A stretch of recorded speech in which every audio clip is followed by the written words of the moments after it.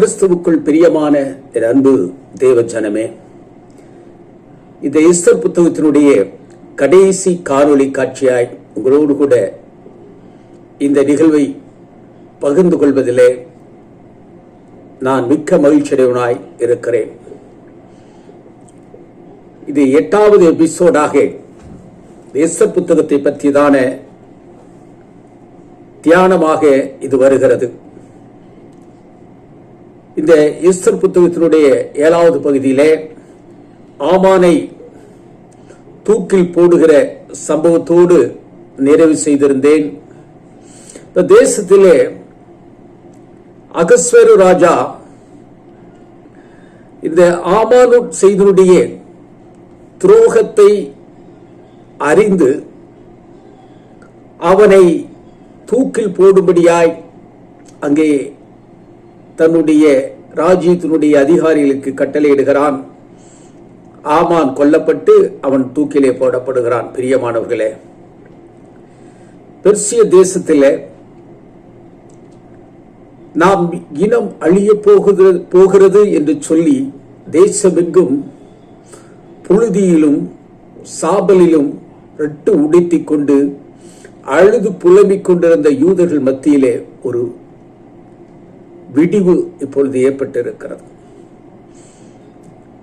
யூதர்களை அழித்து ஒழிக்க வேண்டும் என்று சொல்லி ஒரு இன அழிப்பை ஏற்படுத்துவதற்கு ஆமானுடைய வம்சாவளிகள் எடுத்த முயற்சிக்கு இப்பொழுது தடை நீங்கிறது மட்டுமல்ல, யார் யூதரை எதிர்த்தார்களோ அவர்களை அழிக்கும்படியும் தேசத்திலே சட்டம் இயற்றப்பட்டு விட்டது.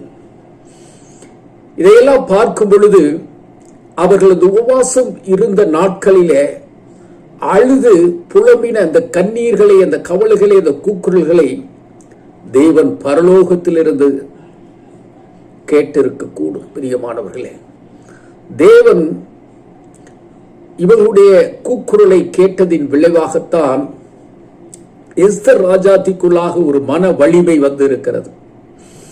நான் செத்தாலும் சாகிறேன் என்று சொல்லி அவள் அரச அரண்மனைக்குள்ளே பிரவேசிப்பதற்கு அவள் அங்கே விரும்புகிறாள். ஆனால் இந்த 3 நாள் உபவாசம் பாருங்கள், அந்த அரசனுடைய மனநிலையை மாற்றியிருக்கிறது. இவள் உள்ளே நுழைந்தவுடன் அகஸ்வேரு கண்களிலே எஸ்தர் ராஜாத்திக்கு தயவு கிடைத்திருக்கிறது. அவள் முதல் நாள் ஒரு விருந்தை ஏற்பாடு செய்கிறாள். அந்த ஏற்பாட்டிலே ஆமானும் வந்து கலந்து கொள்கிறான். பிரியமானவர்களே, விருந்து சாப்பிட்டவனுக்கு அன்று தூக்கமே வரவில்லை. தன்னுடைய அரண்மனை வேலைக்காரர்களை அனுப்பி அரசாங்கத்திலே எழுதி வைத்திருக்க 4 புஸ்தக நடவடிக்கைகளை எடுத்து வாசிங்கள் என்று சொல்லுகிறான். அவர்கள் வாசிக்கிற பொழுது இந்த மொர்தெகாயின் சம்பவம் அங்கே வாசிக்கப்படுகிறது. அதை கேட்டு மொர்தெகாய்க்கு நாம் ஏதாவது செய்ய வேண்டும் என்கிற மனநிலையை அங்கே ஆண்டவர் அவன் வாழ்க்கை அகஸ்வேருடைய மனதிலே ஏற்படுத்துகிறார். பிரியமானவர்களே, இதுதான் தேவனுடைய செயல். நமக்கு தோன்றலாம், இது சாத்தியமா? ஆம், தேவனால் சாத்தியமாகும். தேவனால் கூடாத காரியம் உண்டோ என்று சொல்லி வேதாகமம் சொல்லுகிறது. ஆம் பிரியமானவர்களே, தேவனால் கூடாத காரியம் ஒன்றுமில்லை, எல்லாம் கூடும். அவர் படைத்த இயற்கைக்கு அப்பாற்பட்டு அவரால் மாத்திரமே செயல்பட முடியும். பிரியமானவர்களே, அப்படித்தான் இவருடைய உபவாசத்தினுடைய கூக்குரல் பரலோகத்தை எட்டியிருக்கிறது. இது பல சமயங்களிலே நடந்திருக்கிறது. எப்பொழுதெல்லாம் இஸ்ரவேல் மக்கள் தேவனிடத்தில் வந்து அவரை நோக்கி கூப்பிட்டு இருக்கிறார்களோ அப்பெல்லாம் தேவன் அவர்கள் மத்தியிலே மனது உருகி அவர்களுக்கு அனுக்கிரக பாராட்டி இருக்கிறார். நியாயாதிபதி காலத்திலே நாம் இதை அடிக்கடி அந்த புஸ்தகத்திலே வாசிக்கிறோம். அப்போதெல்லாம் ஒரு இரட்சகனை எழுப்பி அவர்களை அந்த சுற்றியிருந்த பல்வேறு புறஜாதிகள் இடத்திலிருந்து அவர்கள் காப்பாற்றப்பட்டிருக்கிறார்கள். அதுபோலதான் இங்கே மொர்தெகாயும் ஒரு இரட்சகனைப் போல எழும்பி இந்த யூத மக்களினுடைய அழிவை தடுத்திருக்கிறான். தேவன் அதற்கு துணை இருக்கிறார் என்பதுதான் இங்கே நாம் அறிந்து கொள்ள வேண்டிய விஷயம். பெர்சிய தேசமெங்கும் யூதர்களின் கண்ணீருக்கு விடிவு இப்பொழுது ஏற்பட்டு விட்டது. நம் இனமே அழிய போகுது என்று இருந்த நிலைமை, யூதர்கள் கொல்லப்பட வேண்டும் என்று இருந்த சட்டம் எல்லாமே மாற்றப்பட்டு விட்டது. யூதர்கள் அமலேக்கினை முற்றிலுமாக அழித்தார்கள். பிரியமானவர்களே, யூதருக்குள்ளே ஒரு கோபம் பற்றி எரிந்து கொண்டிருக்கும். நாம் இந்த தேசத்திலே அமைதியாக அடிமைகளாக இருக்கிறோம் என்று அவர்கள் வாழ்ந்து கொண்டிருந்த நேரத்தில் அவர்களை அழிக்க வேண்டும் என்று சொல்லி அங்கே ஆமான் மூலமாக அரசனிடத்திலே ஒரு கட்டளை பிறப்பிக்கப்பட்டு தேசமெங்கும் அஞ்சல்கார் மூலமாக அது பிரகடனப்படுத்தப்பட்டு நாட்கள் குறிக்கப்பட்டிருந்த காலம். எவ்வளவு கோபமாக இருந்திருப்பார்கள். நாம் அழிய போகிறோம் என்று சொல்லி நம்மளை அழிப்பதற்கு இவர்கள் திட்டமிட்டிருந்தார்கள் என்று சொல்லி இந்த யூதர் மத்தியிலே ஒரு கோபம் பற்றி எரிந்து கொண்டிருக்கும். பிரியமானவர்களே, அதனால்தான் அவர்கள் எழுந்து அத்தனை அமலேக்கியரையும் கொலை செய்திருக்கிறார்கள். பல ஆயிரக்கணக்கான அமலேக்கியர்கள் அந்த அகஸ்வேர் ராஜாவினுடைய 127 நாடுகளிலும் கொல்லப்பட்டார்கள். அந்த முற்றிலுமாக அந்த இனம் அழிக்கப்பட்டது. பிரியமானவர்களே, தேசத்திலே சட்டம் மாற்றப்பட்டு யூதருக்கு சாதகமாக அது மாறி இருக்கிறது என்று நினைக்கிற பொழுது ஒவ்வொருடைய யூதனுடைய உள்ளத்தில் ஏற்பட்டிருக்கிற மகிழ்ச்சிக்கு எந்த ஒரு வார்த்தையினாலும் அதை வர்ணிக்க முடியாது. அழுது கொண்டிருந்த அவர் கண்களிலே இப்பொழுது ஆனந்த கண்ணீர் வடிய தொடங்கியிருக்கும். பிரியமானவர்களே, என்ன ஒரு மாற்றம் பாருங்கள். அழிவுக்கு நேராய் சென்று கொண்டிருந்த அந்த சமூகம் இப்பொழுது யார் அவர்களை அழிக்க முற்பட்டார்களோ அவர்களை அழித்து ஒழித்திருக்கிறது. பிரியமானவர்களே, யூதர்கள் மிகவும் உக்கிரத்தோடு அமலேக்கியரை தாக்கி இருக்கிறார்கள். ராஜாவிற்கு அடுத்த ஸ்தானத்திலே இப்பொழுது மொர்தெகாய் இருக்கும்படி உயர்த்தப்பட்டான். ஆமான் 2வது இடத்தில் இருந்தான். ஆனால் ஆமானுக்கு இருந்த அதிகாரத்தை விட இந்த மொர்தெகாயினுடைய அதிகாரம் சற்று அதிகமாக இருந்திருக்க கூடும். பிரியமானவர்களே, காரணம் அந்த தேசத்தினுடைய பட்டத்து ராணியாக இருப்பவள் எஸ்தர் என்பதை நாம் இங்கே புரிந்து கொள்ள வேண்டும். மொர்தெகாய் என்ன செய்கிறான் என்று சொன்னால், ஒரு நிருபத்தை எழுதுகிறான். எழுதி சமீபத்திலும் தூரத்திலும் இருக்கிற அகஸ்வேர் ராஜாவினுடைய அந்த 127 நாடில் உள்ள எல்லா யூதருக்கும் அந்த நிருபங்களை எழுதுகிறான். அந்த நிருபத்திலே அவன் என்ன குறிப்பிடுகிறான்? வருஷந்தோறும் ஆதார் மாதத்தின் 14 மற்றும் 15ஆம் தேதிகளில் யூதர்கள் தங்கள் பகைஞருக்கு நீங்களாகி நிலைப்பாறுதலை அடைந்த நாட்களாகவும் சஞ்சலம் சந்தோஷமாகவும் அவர்கள் துக்கம் மகிழ்ச்சியாகவும் மாறின மாதமாக அதை நாம் அனுசரிக்க வேண்டும் என்று சொல்லி அவன் எழுதுகிறான். அந்த நாட்களிலே நீங்கள் அனைவரும் நன்றாக விருந்துண்டு சந்தோஷமாய் அந்த நாளை நீங்கள் கொண்டாட வேண்டும். அது மாத்திரமல்ல, ஒருவருக்கொருவர் பரிசுகளை அனுப்பவும் எளியவர்களுக்கு நீங்கள் தான தர்மம் செய்ய வேண்டும் என்று அதிலே குறிப்பிட்டிருந்தான். பிரியமானவர்களே, ஆகையால் அந்த நாட்கள் பூர் என்னும் பேரினாலே பூரிம் எனப்பட்டது.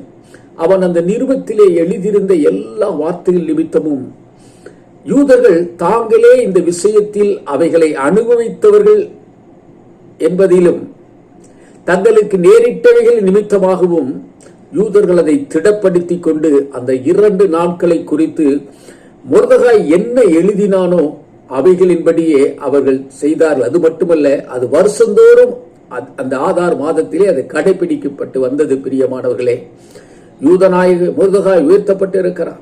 ராஜாவுக்கு அகஸ்வேர் ராஜாவுக்கு 2ஆம் ஸ்தானத்திலே இப்ப தேசத்தில் அவன் இருக்கிறான். அவன் யூதருக்குள்ளே பெரியவனும் திரளான அந்த யூத சகோதரருக்குள்ளே பிரியமானவனுமா இருந்தான் என்று சொல்லி வேதாகமம் இங்கே சொல்லுகிறது. அவன் தன் ஜனங்களுடைய நன்மையை நாடி யூத குலத்தாருக்குள் சமாதானம் உண்டாக பேசுகிறவனாய் அவன் இருந்தான் என்று சொல்லி எஸ்தர் புத்தகம் முடிவடைகிறது. பிரியமானவர்களே, எஸ்தர் புத்தகத்தில் தேவன் ஆபிரகாமுக்கு அளித்த நிபந்தனையற்ற உடன்படிக்கை வாக்குத்தத்தங்கள், மேலும் தாவீதுக்கு அளித்த வாக்குத்தத்தங்கள் யாவும் ஆபத்திற்கு உள்ளானது. ஆனாலும் யூதகுலம் முற்றிலும் அழிக்கப்பட இருந்த அழிவிலிருந்து அவர் மீட்டெடுத்த வியக்கத்தகு மீட்பனை நாம் காணும்போது இஸ்ரவேலர் மீது தேவன் கொண்டிருந்த அன்பு இங்கே வெளிப்படுகிறது. பிரியமானவர்களே, சங்கீதம் 12 நாம் வாசிக்கின்றோம், இதோ இஸ்ரவேலை காக்கிறவர் தூங்குவதும் இல்லை உறங்குவதும் இல்லை. ஆம் தகப்பனே, தேவன் தம் மக்களை காக்கிறவர். அவர் ஒருபோதும் உறங்குவதும் இல்லை தூங்குவதும் இல்லை.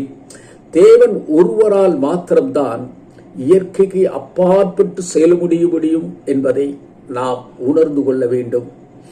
எகிப்தில் இருந்த யூதர்கள் வெளியேறி ஏறக்குறைய 1000 வருடங்களுக்கு பின் இந்த வரலாற்று சிறப்புமிக்க நிகழ்வு இங்கே இந்த அகஸ்வேரனுடைய நாட்களிலே நடைபெறுகிறது. மொர்தெகாய் பென்யமீன் கோத்திரத்தில் சவுல் வம்சவழியை சார்ந்தவன். இதை எஸ்தர் புத்தகத்தினுடைய 2ஆம் அதிகாரம் 5ஆம் வசனம் நமக்கு சொல்லுகிறது. ஆமான் அமலேக்கின் ராஜாவாகிய ஆகாக்கின் வம்சவழியை சார்ந்தவன். இது 3ஆம் அதிகாரம் 1ஆம் வசனம் 10ஆம் வசனம் 8ஆம் அதிகாரம் 3-5 வசனங்கள் 9ஆம் அதிகாரம் 24ஆம் வசனங்கள் நமக்கு இதை தெளிவுபடுத்துகிறது. மொர்தெகாய்க்கும் ஆமானுக்கும் இடையில் நடைபெறும் சம்பவம் இந்த எஸ்தர் காலத்தில் நடைபெறும் சம்பவம். பிரியமானவர்களே, எகிப்தில் இருந்து இஸ்ரவேலர்கள் வந்தபோது அவர்களோடு முதலில் யுத்தம் செய்தவர்கள் இந்த அமலேக்கியர். தேவன் அமலேக்கியரில் ஒருவரும் இல்லாதபடி அழித்து போடும்படி அங்கே கட்டளை இடுகிறார். யாத்ராகமம் 17ஆம் அதிகாரத்திலே 14ஆம் வசனம் இதை சொல்லுகிறது. அதே போல உபாகமம் 25ஆம் அதிகாரம் 17 19 வசனம் சொல்லுகிறது. சவுலுக்கு இந்த வாய்ப்பு கிடைத்தது. கிறிஸ்துவுக்கு முன் 1030ஆம் ஆண்டில் அமலேக்கியர் மற்றும் ஆகாக் ராஜா உட்பட அனைவரையும் கொன்று போட வேண்டும் என்று கட்டளை பிறப்பித்திருந்த போதிலும் அவன் அதில் கீழ்ப்படியவில்லை.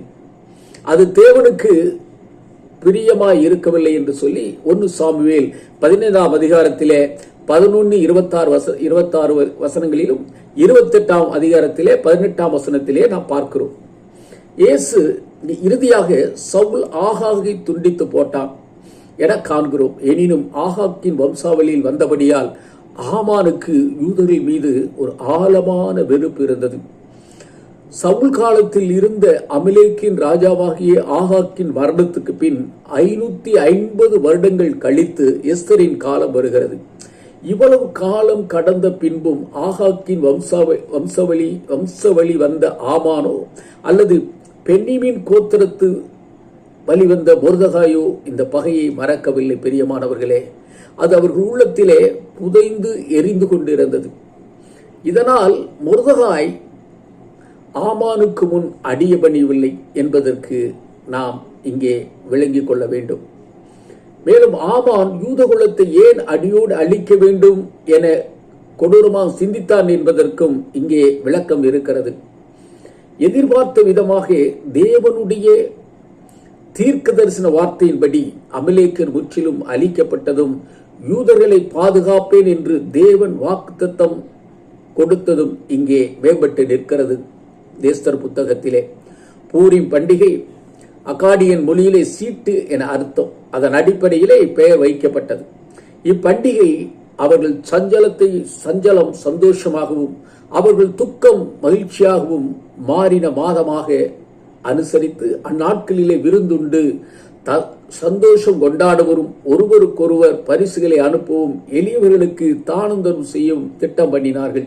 இப்பண்டிகை சரியான காலத்தில் ஆசரிக்கப்பட்டு இந்த நாட்கள் எல்லா தலைமுறையிலும் வம்சங்களிலும் தேசங்களிலும் ஊர்களிலும் நினைவுபட்டு தவறி போகாமல் ஆசரிக்கப்பட்டு வருகிறது. எஸ்தர் பின் நாட்களிலே உபவாசத்தோடும் அலறுதலோடும் ஆசரிப்போம் என தங்கள் மேல் விழுந்த கடனாக உறுதிப்படுத்திக் கொண்டு எஸ்தர் ராஜாத்தி எழுதினார். பல நூற்றாண்டுகளாக இஸ்ரவேல் தேசத்திலே ஆசரிக்கப்படும் பண்டிகையாக இப்பண்டிகை இருந்த போதிலும் பரிசுத்த வேதாகமத்தில் வேறு எங்கும் பூரிம் பண்டிகை குறிப்பிடப்படவில்லை. பெரியமானவர்களே, வேதாகமத்தின் புனித நூல் என எஸ்தர் புத்தகத்தின் 167 வசனங்களும் ஏற்றுக்கொள்ளப்பட்டன. உன்னத பாட்டு, ரூத், பிரசங்கி மற்றும் புலம்பல் புத்தகங்களுடன் எஸ்தர் புத்தகமும் பெகுலூத்தின் பழைய ஏற்பாடு அல்லது 5 சொற்களுடன் சேர்ந்து இருக்கிறது. வருடத்தின் 5 விசேஷ நாட்களில் இந்த 5 புத்தகங்களையும் தேவாலயத்திலே ரபிமார்கள் எடுத்து வாசிப்பது இப்பொழுதும் வழக்கமாக இருக்கிறது. இதில் எஸ்தர் புத்தகம் பூரிம் பண்டிகை நாட்களிலே வாசிக்கப்படும். யோசேப்பை போல, தானியேலை போல மொர்தெகாயும் பெர்சிய தேசத்திலே ராஜாவுக்கு அடுத்த ஸ்தானத்தில் இருந்தார். பூரியை பண்டிகையின் போது இன்றும் இஸ்ரவேல் மக்கள் ஆமானை கேலி செய்யும் விதமாக படங்களை மாட்டி வைப்பார்களாம். கிறிஸ்துமஸ் பண்டிகை போல அலங்காரம் செய்வார்களாம். அற்புதமான இனிப்பு வகைகள் எல்லாம் இந்த நாட்களிலே அவர்கள் செய்வார்களாம். ஹமன்டேஷன் அல்லது கமந்தாஷன் என்று அழைக்கப்படும் பேக்கரி வகையான இனிப்பு செய்வார்களாம். கமன்டாஷன் என்றால் ஆமானின் காது என்று பொருளாம். நெருக்கப்பட்ட பேரீச்சை, முந்திரி போன்றவற்றை பயன்படுத்தி அதை தயார் செய்வார்களாம். பிரியமானவர்களே, செங்கோலை உயர்த்தாதவரை ராஜாவின் அரண்மனைக்குள் நுழைய முடியாது. அதுபோல நாமும் பரிசுத்தம் இல்லாமல் எப்போதும் எப்ப வேண்டுமானாலும் தேவனிடத்திலே பிரவேசிக்க முடியாது. ஆனால் கிறிஸ்துவின் மூலம் சிலுவையின் ரத்தம் சிந்தினாலே நமக்கு அந்த ஸ்லாக்கியம் கிடைத்திருக்கிறது. பிரியமானவர்களே, பெருமை எத்தனை கொடியது என்பதை வேதம் இங்கே விளக்குகிறது. சாத்தானின் வீழ்ச்சிக்கு காரணம் இந்த பெருமையை ஏசாயா 14ஆம் அதிகாரத்திலே 12-15 வசனங்களை வாசிக்கும் பொழுது நாம் அதை புரிந்து கொள்கிறோம். இந்த மேட்டிமைதான் கர்த்தர் வெறுக்கும் காரியங்களிலே முதன்மையானது என்று நீதிமொழிகள் 6ஆம் அதிகாரம் 16-17 வசனங்களிலும் 1 யோவான் 2:16 வசனங்களிலும் நாம் பார்க்கலாம். ஆனாலும் நாம் சில வேளைகளிலே பெருமை கொள்ளுகிறோமே. பிரியமானவர்களே, இதை சிந்தித்து பார்ப்போம். இந்த எஸ்தர் புத்தகத்தின் வாயிலாக கர்த்தர் இதுவரைக்கும் நம்மளோடு பேசிய காரியங்களை நீங்கள் சிந்திக்க வேண்டும்.